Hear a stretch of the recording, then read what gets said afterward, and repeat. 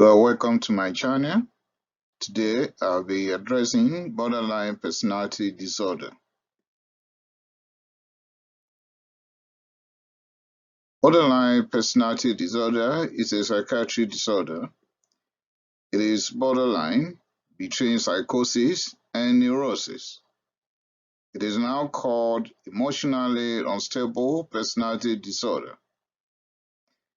Well, some have decided to change the name because the affected individuals felt insulted and stigmatized by being called a person with borderline between psychosis and neurosis.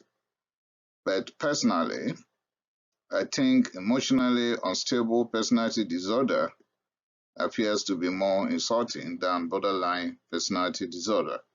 Either way, we need to know that once upon a time, the psychiatric disorder called borderline personality disorder is now referred to as emotionally unstable personality disorder. Some still stick to the old nomenclature of borderline personality disorder. They'll be angry and upset outbursts a lot of time. 1 out of 100 people will likely have borderline personality disorder, otherwise known as emotionally unstable personality disorder.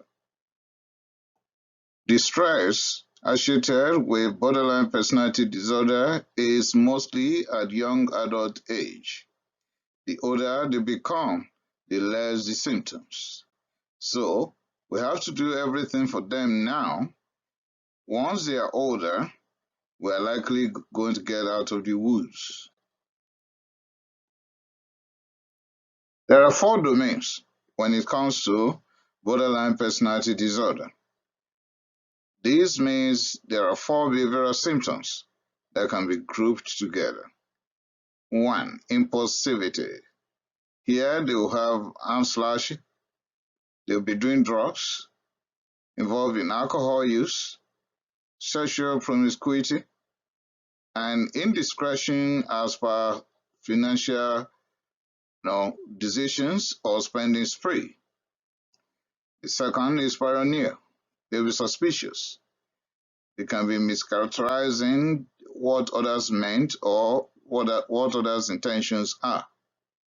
They have unstable self-image. Another domain is intense emotions. A lot of them will actually confess that they do have too much of outbursts of anger.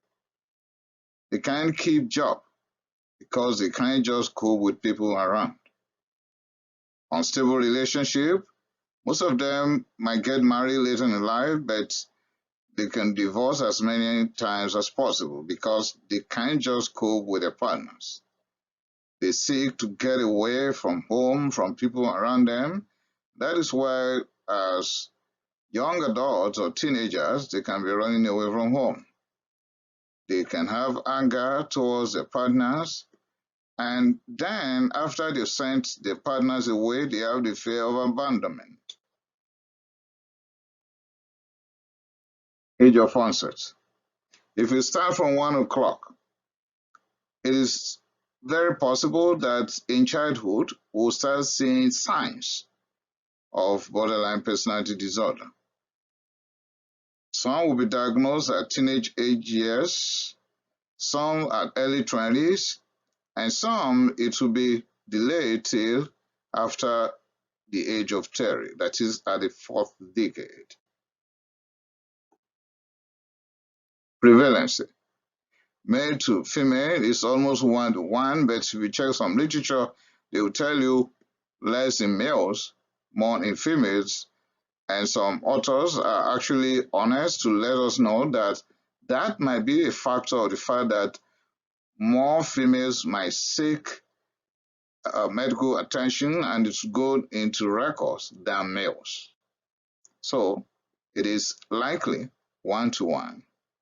About 1 to 2% of the general population will come down with emotionally unstable personality disorder or borderline personality disorder. A quarter of all families will have at least one person with BPD or EUPD. when you get to psychiatry ward, 20% of all psychiatry inpatients will be diagnosed with borderline personality disorder.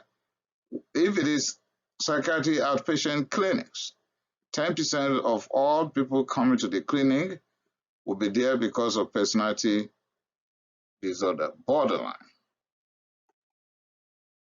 What are the possible clinical features? Unstable relationships, fights all the time with people around, anger outbursts for just the minute reasons, changing jobs so frequently, running away from home, poor school performance. Arm slashing is pathognomonic or borderline personality disorder. Frequent arguments, divorce all the time, and they constitute stress on the entire family. What are the possible risk factors? Genetics. Inheritance is the commonest single factor that accounts for about more than 60% of all the factors that could lead to borderline personality disorder. So, genetic factor remains the main cause. The rest factors will only serve as triggers. Without the listed environmental factors in the next slide, an individual with genetic predisposition to borderline personality disorder can easily elicit the features, even without the associated environmental factors. So, anyone diagnosed with borderline personality disorder should have the entire family scrutinized and look for someone who had probably been diagnosed with this same condition in the past. But in the course of this presentation, we'll get the fact that most of the times, this is wrongly diagnosed. Environmental factors that could serve as trigger will constitute about 40% or less of the risk factors, and that will include child neglect, sexual abuse. So anyone that is being neglected as a child or sexually abused as a child might have borderline personality disorder being triggered with underlying genetic constitution. Physical abuse, emotional abuse, or the history of being abandoned as a child.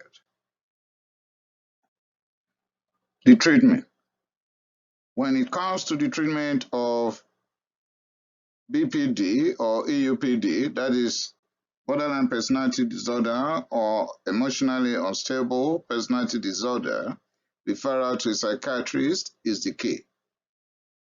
Before you make that referral, you might embark on specific psychotherapy. That could be individual psychotherapy, group psychotherapy, or family psychotherapy specific to borderline personality disorder. You can add medication to the psychotherapy, and here you are going to select the medication based on the prominent symptoms. So if mood is the issue, fluctuating back and forth, you can have mood stabilizers, and you may choose from anti-epileptic agents like lamotrigine to pyramid and so on. If you are dealing with anxiety, you can choose buspirone. And if you are battling with psychotic symptoms, you might choose Haldol, that is first generation antipsychotics, but be careful of extrapyramidal side effects.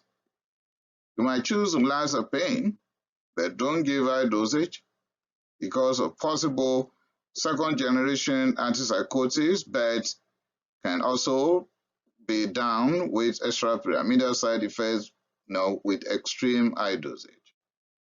Risperidone is pretty good as second generation antipsychotic, but once you have gone above 8 milligrams per day, then you are not helping that patient as per extrapyramidal side effects. Let me explain further. If you have risperidone, anything less than 8 milligram, I'm not even comfortable giving in more than 2.5 milligram, but anything higher than 8 milligram per day, you are likely going to have extrapyramidal side effects also. So you are not helping more than giving Hadol, the first generation antipsychotic. Then you can add omega-3 fatty acids. Some will give vitamin D depending on what your assessment is. Holistic approach will be helpful.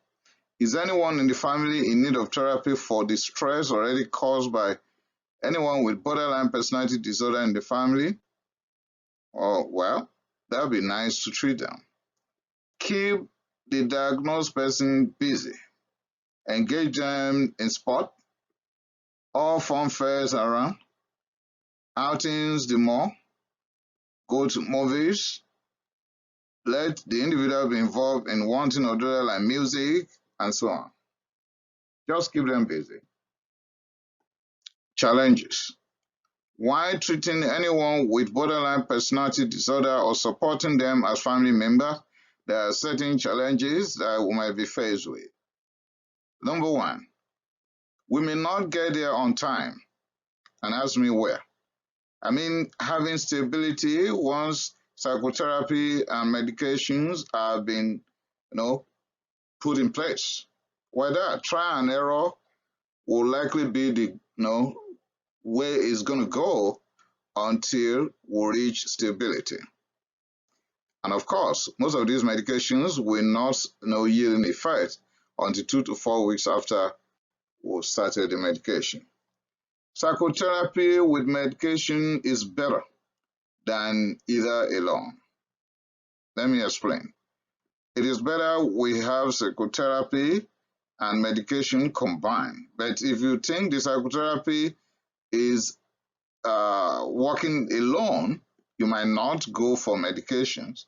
But it won't be nice to have medications without psychotherapy. It won't be nice. So it will be better to have psychotherapy and medications combined. Medications are selected based on the prominent symptoms. In other words, you will not just blindly choose Adderall when you are not picking psychotic features. If it is anxiety that is the prominent symptom, then you go for anti-anxiety medications like buspirone. Biological nature could determine the response. For example, two people given the same type of medication, the same time of the day, the same dosage, will not likely respond in the same manner. They will likely respond in different manner to the same medication, the same dosage given the same day, though they are the same age group and the same body weight. Why that? Biological nature. Good doctor-patient relationship and family support will help individuals with borderline personality disorder to get out quickly and get out better. We must keep an eye on adolescents and young ones or young adults for suicide. Why that? These will be the set of people that will likely commit suicide, young adults and adolescents. Associated complications. People with borderline personality disorder are good doctor seekers, meaning they are interested in seeking medical help. I think that is great, and we should encourage them. That's a good feature, right? They are more emotional than the general populace. They will have more physical symptoms than their peers. But there's a big problem here.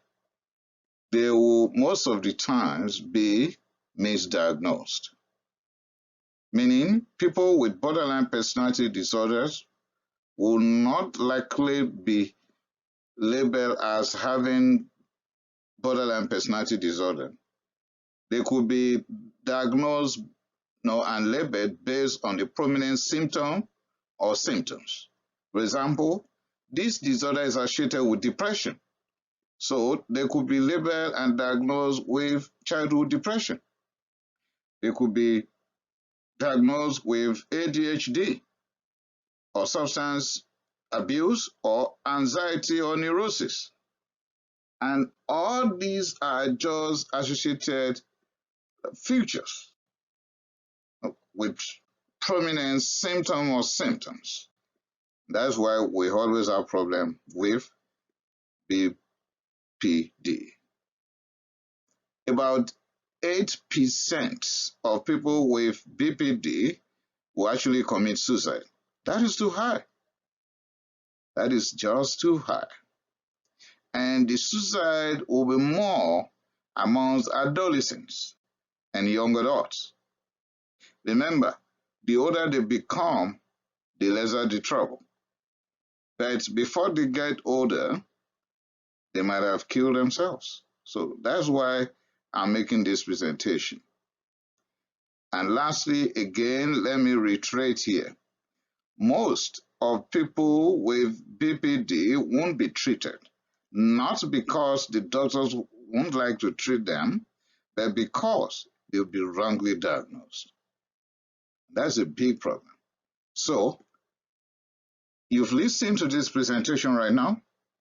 You can then look into your family, your friends, acquaintances, some people that have been diagnosed with childhood depression, ADHD, look at their futures, look at the symptoms around them. Then let there be a review of that diagnosis so that they could get appropriate intervention. Thank you for listening. Remember to share this very presentation with everyone. And remember to subscribe to my channel. It is my goal that more people will be rightly diagnosed, more people will be rightly treated, and less will commit suicide. Thank you.